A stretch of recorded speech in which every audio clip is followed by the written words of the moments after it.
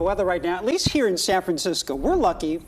We don't need to have air conditioning. We don't need AC, but I can only imagine in the East Bay, South Bay, even in the North Bay, whoo, those things are just cranking out some power right now. Or not. Oh. And that's a problem. Yeah, we don't want that to happen. It's about 90 degrees in my house right now because the AC just stopped working this afternoon. So, yeah, it's not great. Get it fixed tomorrow. Hopefully.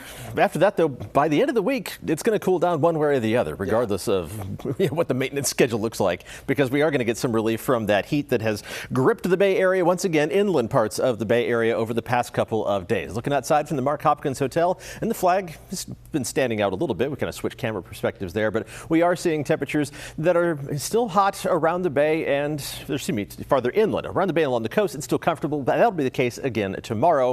One more day to go in the heat advisories and excessive heat mornings. Also, one more day of thunderstorms in the Sierra. I'll show you the radar replay momentarily. A lot of lightning strikes and likely some new fires getting going there, even though they haven't been entirely dry storms.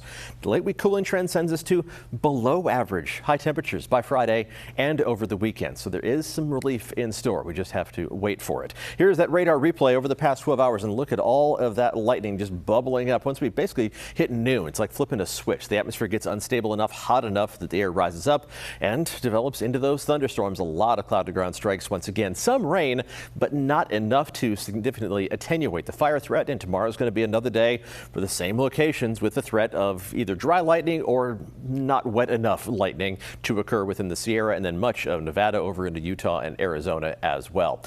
Talk about closer to home here. We're going to be seeing air quality staying in the moderate category at worst tomorrow. I think it's going to be a mix of green and yellow dots on the map by Wednesday afternoon. Some of the wildfire smoke from elsewhere in the state drifting in, but most of it elevated in the atmosphere, not at ground level. And we should improve as the temperatures drop. That stronger onshore breeze sending us to the good air quality level by Friday and Saturday. Just a little bit of fog, a very shallow layer of fog sneaking through the Golden Gate right now. Current temperatures, well, they're all over the place. 70 in San Francisco, just above 70. Low 80s in Oakland, 90s in San Jose and Santa Rosa, and at or above 100 degrees in Livermore and in Concord. That fog is not going to be a big help to us as we head through the rest of tonight. It's mainly going to be confined to right around the Bay and along the coast, not making much of an intrusion at all into the inland valleys. So nothing to slow down the warm up once the sun comes up tomorrow. Temperatures will start off pretty warm to begin with the relatively short nighttime hours this time of year.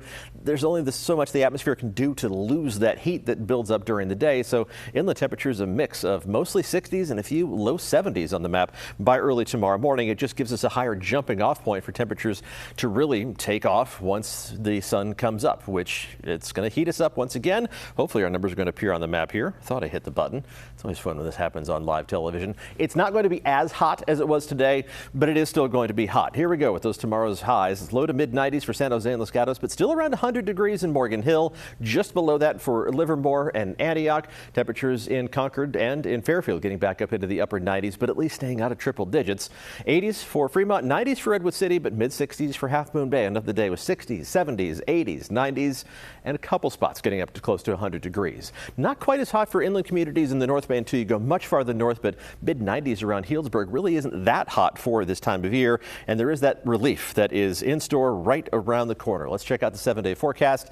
By Friday, it's a whole different story. Temperatures inland only topping out in the low 80s. And by Saturday, inland highs around 80 degrees. That means we're going to see a mix of upper 70s and low 80s. So that's actual relief for late July. Then temperatures do return to closer to normal by Monday and Tuesday of next week. But normal warmth, we can handle that. We just want to keep the extreme heat at bay for as long as we can. Temperatures around the Bay drop down to the upper 60s for highs Friday, Saturday, and Sunday.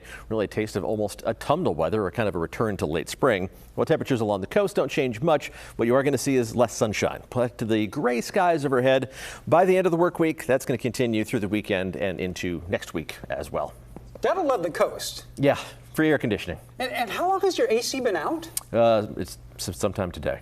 Oh my gosh. Yeah. That's brutal. On one of the hottest days of the year. Timing couldn't be more Repairmen, perfect. go to Paul's house right now. He needs AC. Yeah, we'll figure it out. All right.